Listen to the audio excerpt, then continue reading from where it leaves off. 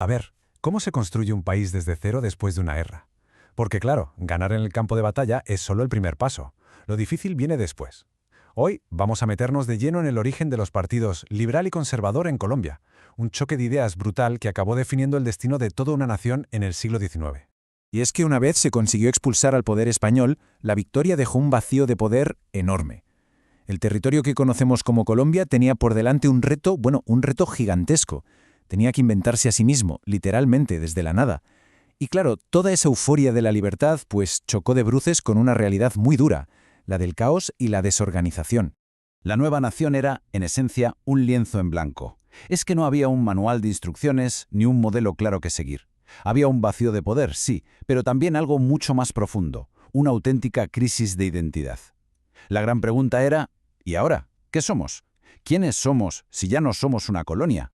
Pensemos un momento en esto, porque la situación era de verdad crítica. Por un lado, el desorden político era total. La economía estaba destrozada después de años de guerra. Socialmente, el país estaba muy dividido y encima había conflictos constantes entre las distintas regiones. Y lo más importante, nadie tenía ni la más remota idea de cómo gobernar. O sea, había que montar un país entero sin saber por dónde empezar. Imaginen el tamaño de ese rompecabezas. Así que, con todo este lío, los líderes del momento se encontraron con 5 preguntas fundamentales sobre la mesa. Y ojo, porque las respuestas que dieran a estas preguntas no solo iban a construir el nuevo Estado, sino que también iban a plantar la semilla de una división que duraría siglos. La primera pregunta, y quizá la más obvia, era sobre la estructura. A ver, ¿qué hacemos? ¿Montamos un gobierno central muy fuerte que lo decida todo desde la capital? ¿O le damos más autonomía a las regiones para que se gestionen ellas mismas? Un dilema clave, desde luego. La segunda cuestión iba directa al corazón del asunto, la soberanía. Vale, ¿de dónde sale la autoridad para gobernar?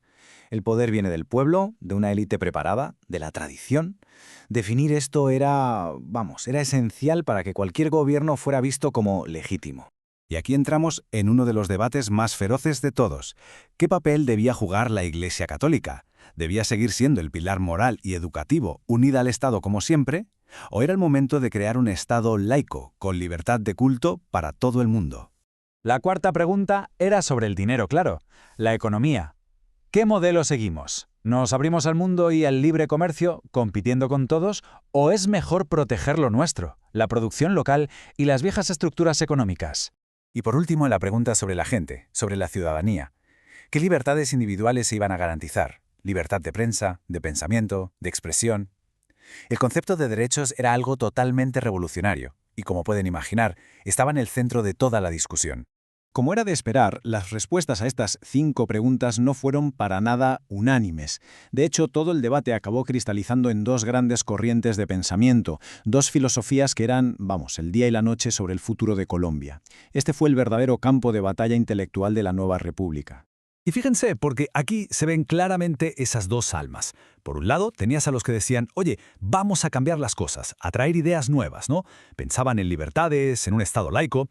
Y por el otro lado, el bando contrario, que decía, cuidado, cuidado, que lo más importante es el orden, la tradición, la estabilidad y que la religión siga siendo el pilar de todo.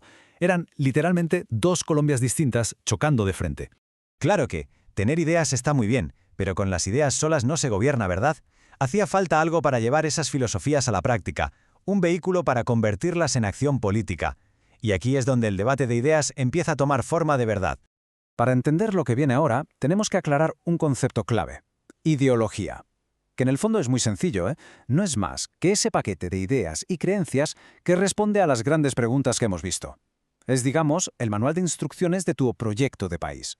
Y el partido político es la herramienta para llevar esa ideología a la práctica. Es la organización, el cómo.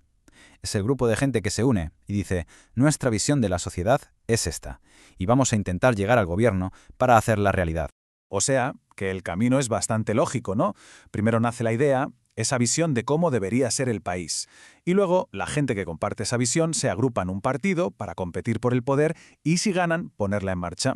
Pues esto que parece tan teórico es exactamente lo que pasó en la Colombia del siglo XIX. Y de ahí nacieron los 2 grandes protagonistas de esta historia, el Partido Liberal y el Partido Conservador. Cada uno era la encarnación de una de esas 2 visiones opuestas que acabamos de comentar. Los liberales eran, por así decirlo, los abanderados del cambio. Su proyecto para Colombia se basaba en las libertades individuales por encima de todo. Libertad de prensa, de pensamiento.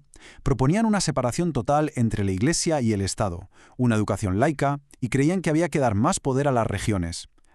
Y en economía, pues, abrirse al mundo. Y en la otra esquina del ring, ¿a quién teníamos? A los conservadores. Para ellos, la prioridad absoluta era el orden y estabilidad. Su proyecto se basaba en defender la tradición, en mantener una unión muy fuerte entre la Iglesia y el Estado, y en tener un gobierno central muy poderoso que garantizara la autoridad en todo el país. Si lo ponemos cara a cara, se ve clarísimo. Las diferencias eran profundas, prácticamente irreconciliables. Donde unos veían progreso, como separar la Iglesia y el Estado, otros veían un ataque a los cimientos de la sociedad. Donde unos pedían poder para las regiones, otros exigían un control central férreo. Eran dos mundos opuestos, en todo, desde las libertades hasta la economía. Y al final, de eso iba todo. Es que no era una simple lucha por ver quién ganaba las siguientes elecciones. ¿Qué va? Era algo mucho más hondo. Era un conflicto existencial, una pelea por el alma del país, por decidir qué tipo de nación iba a ser Colombia en el futuro. Este choque brutal entre orden y libertad marcó a fuego toda la historia de Colombia.